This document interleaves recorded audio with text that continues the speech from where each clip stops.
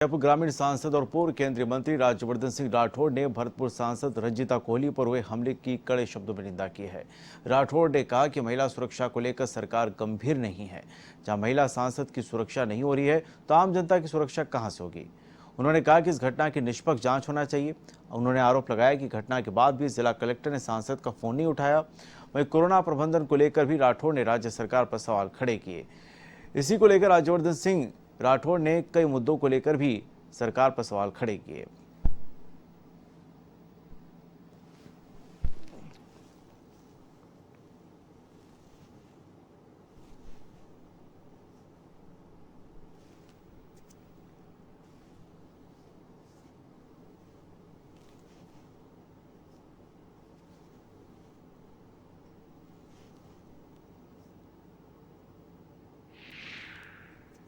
भरतपुर सांसद रंजीता कोहली पर कल देर रात बदमाशों ने हमला किया। उसके बाद रंजीता कोहली सदमे में है। हमारे साथ हैं जयपुर ग्रामीण से सांसद और पूर्व केंद्रीय मंत्री राज्यवर्धन राठौड़ साहब। राठौड़ साहब, क्या कारण रहे, आपकी बातचीत हुई, क्यों हमला हुआ और क्या प्रशासन का सहयोग नहीं मिल रहा? देखिए, राजस्थान जो कांग्रेस की सरकार है वो असंवेदनशील है।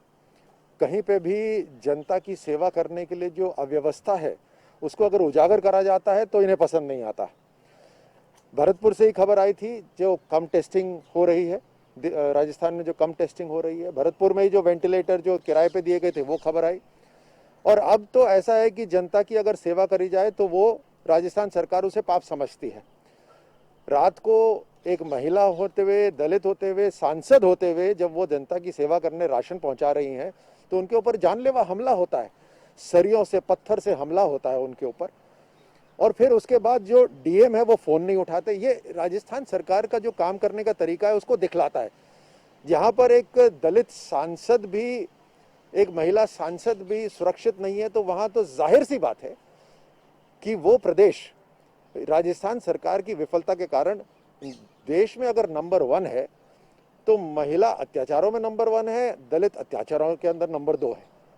तो ये पूरा का पूरा राजस्थान सरकार की जिम्मेदारी है और ये उनकी विफलता दिखाती है। कोरोना काल फिलहाल चल रहा है सर। जो वेंटिलेटर पीएम केयर फंड से भेजे गए थे उनको लेकर भी काफी सियासत राजस्थान में हुई कि उनका इंस्टॉलमेंट नहीं हुआ, ठीक तरीके से नहीं भेजे गए, उनकी जांच भी बिठा दी गई है प्रधानमंत्री की ओर से। जी बिल्कुल। जब देखिए, जब पहली कोरोना लहर आई उसके बाद 1900 वेंटिलेटर, 1900 वेंटिलेटर्स राजस्थान के पास भेजे गए, वो डब्बे में ही बंद पड़े रहे।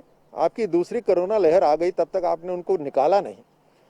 जब प्रेस के माध्यम से ये बात उजागर हुई तो साहब कहते हैं कि ट्रेनिंग नहीं हुई हुई, तो ट्रेनिंग समय से करवानी चाहिए थी, ये राजस्थान सरकार की जिम्मेदारी है।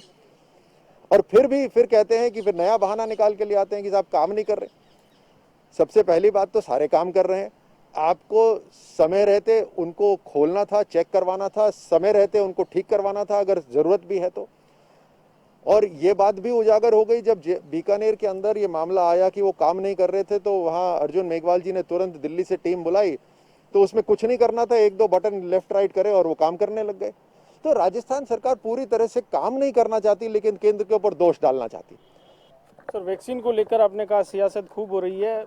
चिकित्सा मंत्री हैं रघु शर्मा, उनका कहना है कि ग्लोबल टेंडर के जरिए राज्य सरकार को नहीं मिल रही है, तो केंद्र सरकार से लगातार मांग कर रहे हैं और सुप्रीम कोर्ट जाने का भी फैसला राज्य सरकार ने किया है कि अब केंद्र को आगे आना चाहिए और ग्लोबल टेंडर के जरिए उनको वैक्सीन उपलब्ध करवाएं। मैंने जैसे आपको कहा कि टोटल राजनीति वैक्सीनेशन के ऊपर हो रही है। जिस आपदा के अंदर केंद्र सरकार के साथ मिलकर राज्य सरकार को काम करना चाहिए, ऐसे समय में राज्य सरकार अवसर ढूंढ रही है कि केंद्र जो इतनी सफलता से लोगों को मदद पहुंचा रहा है उसमें कहाँ हम कुछ कमी निकालें, कहाँ राजनीति कर पाएं, कहाँ लोगों को भड़का पाएं। जब ये मामला आया कि इस तरह से लोगों को उकसाया जा रहा है तो केंद्र ने कहा कि आप चाहें तो बाहर विदेश से वैक्सीन लेकर आ जाएं, लेकिन राजस्थान सरकार उसमें विफल हो गई क्योंकि दुनिया के अंदर भी जो वैक्सीन है वो कहीं ना कहीं सीमित मात्रा में ही उत्पादन हो रहा है और भारत की केंद्र सरकार भारत में जो वैक्सीन बन रहे हैं उनका उत्पादन कई गुना बढ़ा चुकी है।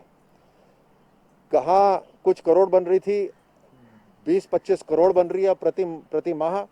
दिसंबर के अंत तक आते आते भारत के अंदर 200 करोड़ वैक्सीन होगी और दुनिया के अंदर भारत उन चंद देशों में से है जिसने 20 करोड़ आबादी को अभी तक वैक्सीन लगा दिया है। कई देशों की तो टोटल आबादी भी 20 करोड़ नहीं है। तो दुनिया के 3-4 देशों में से भारत है जिस तेज गति से वैक्सीनेशन हो रहा है।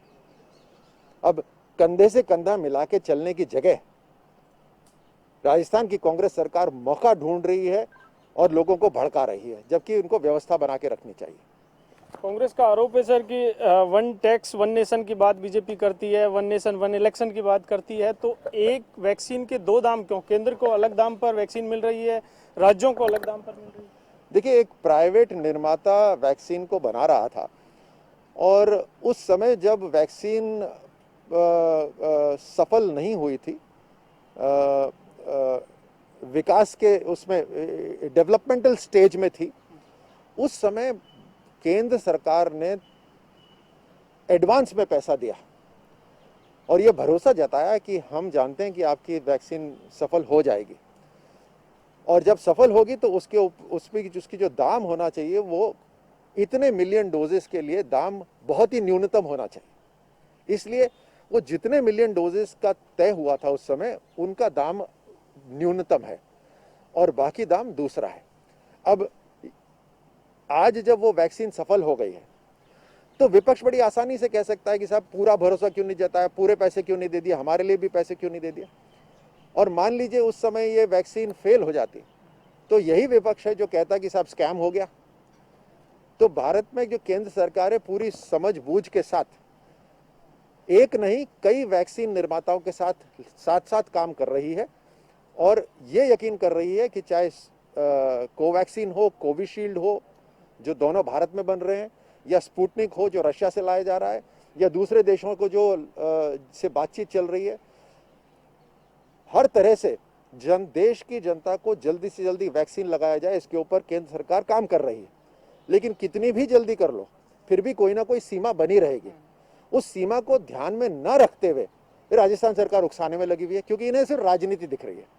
अंतिम सवाल सर, सेकंड वेव में लगातार रूरल क्षेत्र में संक्रमण बढ़ा है और आपका निर्वाचन क्षेत्र भी अधिकांश तौर पर पूरा रूरल का इलाका है, तो किस तरह से मैनेजमेंट वहां पर सरकार की ओर से किए गए और किस तरह से संक्रमण की स्थिति अभी? ग्रामीण राजस्थान के अंदर राजस्थान की कांग्रेस सरकार का जीरो वहां पर असर है, जीरो मदद करी है उन्होंने। जो सामुदायिक भवन है, सामुदायिक स्वास्थ्य केंद्र है, तकरीबन 655 है पूरे राजस्थान के अंदर। पिछले 1 साल के अंदर वहां पर कोई सुविधा नहीं दी गई है, एक पैसा नहीं खर्च करा गया है।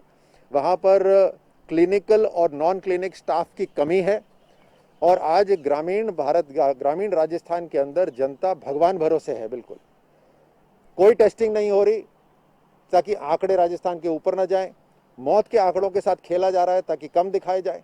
इनके खुद के अधिकारी रिकॉर्ड पर कह रहे हैं कि साहब हम तो सिर्फ जो अस्पताल में जिनका देहांत हो रहा है उन्हीं का रिकॉर्ड है, बाकी लोग घर में इलाज करा रहे हैं। घर में इलाज कोई अपनी मनमर्जी से करा रहा है क्या? जब आईसीयू बेड अवेलेबल नहीं है इसलिए घर में इलाज कराना पड़ रहा है। लेकिन कोई रिकॉर्ड नहीं रख रही राजस्थान सरकार। और राजस्थान के अंदर ग्रामीण क्षेत्र के अंदर बिल्कुल भगवान भरोसे लोगों को छोड़ा हुआ है। इसीलिए हम लगातार ग्रामीण क्षेत्र के अंदर सेवा कर रहे हैं। 100 वेंटिलेटर हमने कल दिए, पीपी किट्स दे रहे हैं, हर तरह के दवाइयाँ वहाँ तक पहुँचा रहे हैं। हमारी पूरी भाजपा के सेंटर बना रखे हैं हमने, कॉल सेंटर, ताकि लोगों की सेवा कर सके, लोगों को मदद पहुँचा सके। तो राठौड़ साहब का कहना है कि महिला सुरक्षा को लेकर राजस्थान सरकार पूरी तरह से फेल रही है और यही कारण रहा कि भरतपुर सांसद रंजीता कोहली पर हमला हुआ और उसके बाद भी जिला कलेक्टर ने उनका फोन नहीं उठाया। साथ ही कोरोना मैनेजमेंट को लेकर भी उन्होंने सरकार सवाल खड़े किए हैं। विजय मिश्रा के साथ दिनेश कसाना, A1 टीवी, जयपुर।